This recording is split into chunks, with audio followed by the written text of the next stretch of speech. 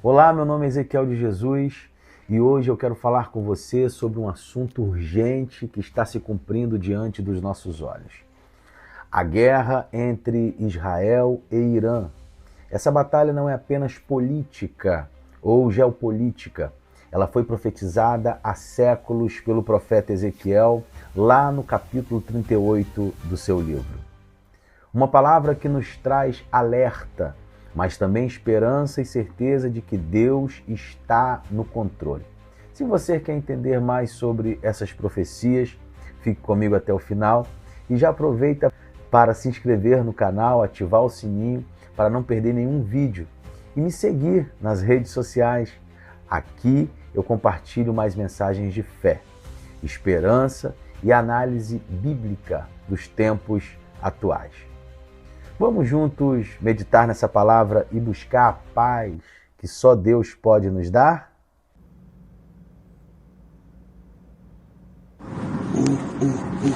just اونجا.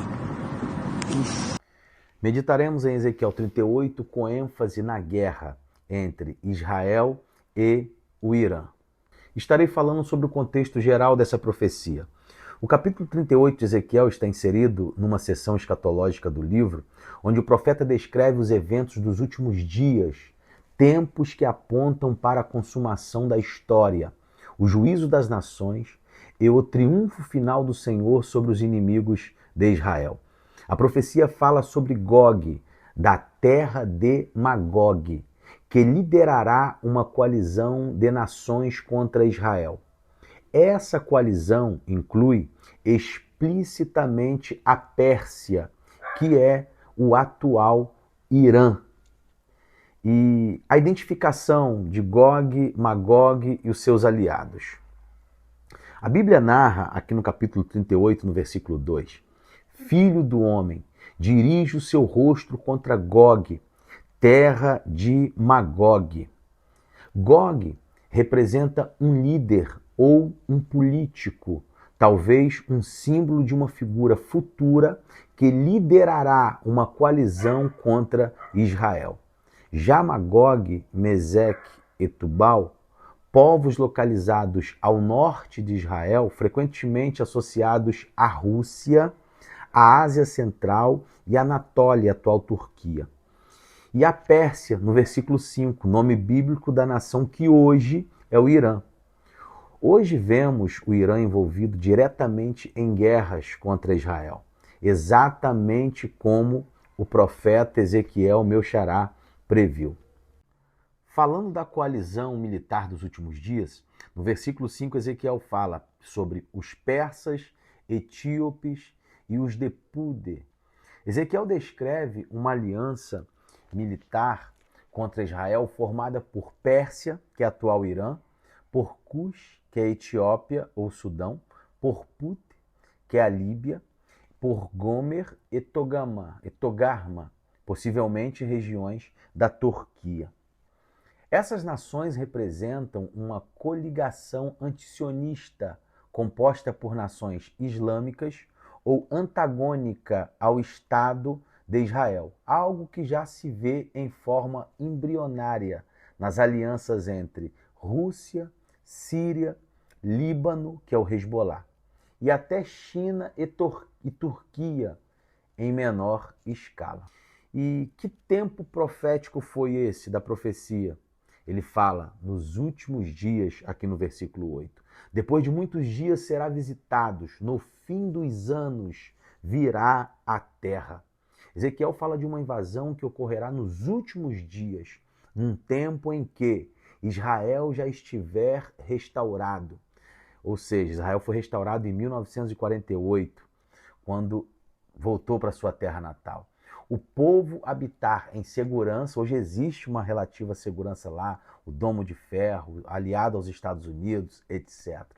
E também a terra estiver prosperando economicamente. Hoje Israel é potência agrícola, militar, tecnológica. Esse cenário bate com o contexto atual, inclusive o sentimento de falsa segurança antes da erupção do conflito. Qual a motivação da guerra?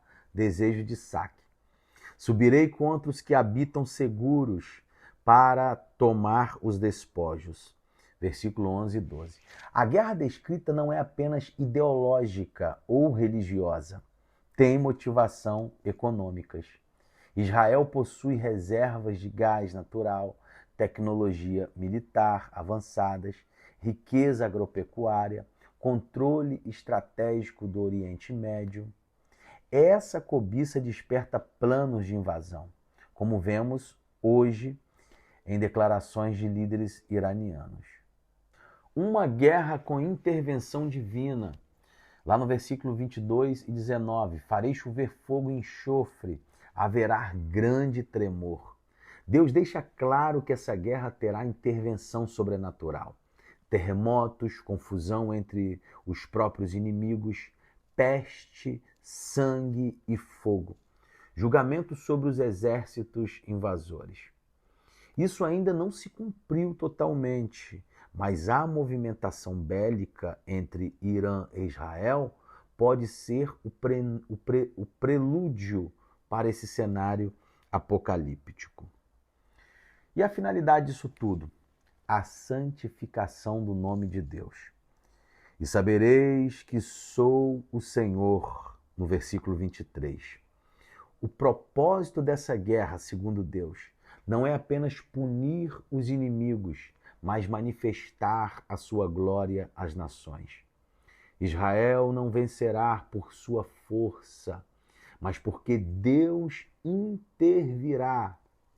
Essa é uma guerra entre o orgulho humano e a soberania divina.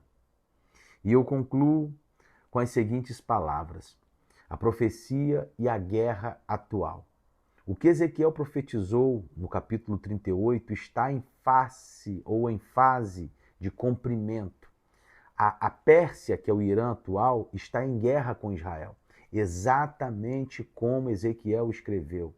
As alianças estão se formando, o cenário político e espiritual do fim dos tempos está se montando. E o que falta? Te digo já. Apenas a trombeta soar. E qual a aplicação espiritual para isso tudo? Essa exegese não serve para sensacionalismo, mas para um alerta espiritual. Cristo está às portas, a guerra é real, mas a batalha decisiva é pela eternidade das almas.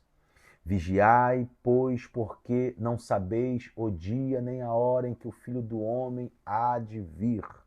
Jesus fala isso em Mateus 25, 13. Que venhamos estar à porta, junto ao noivo, porque ele já está à porta e bate. E ele deseja encontrar uma noiva pura, limpa, imaculada, pronta para morar com ele nas mansões celestiais.